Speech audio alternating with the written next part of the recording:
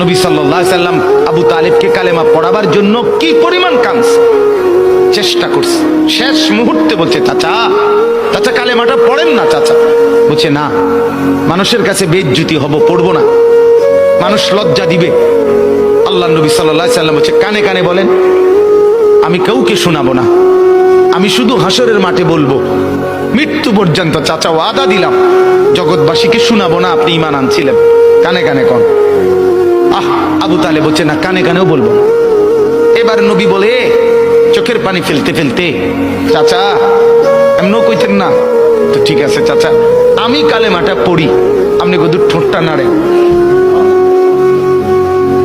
আপনি শুধু ঠোঁটটা নাড়বেন, আমি হাসরের দিন বলবো মাওলা আমার চাচা কালেমা পড়ছিল এজন্য ঠোঁট নাড়ছে, এর সুযোগ দেন।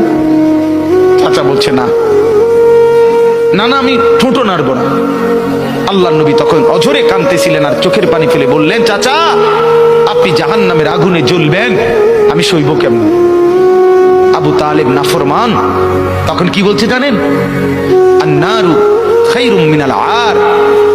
মুহাম্মদ, মানুষের কাছে লজ্জা পাওয়ার চাইতে আগুনে জ্বলা অনেক ভালো।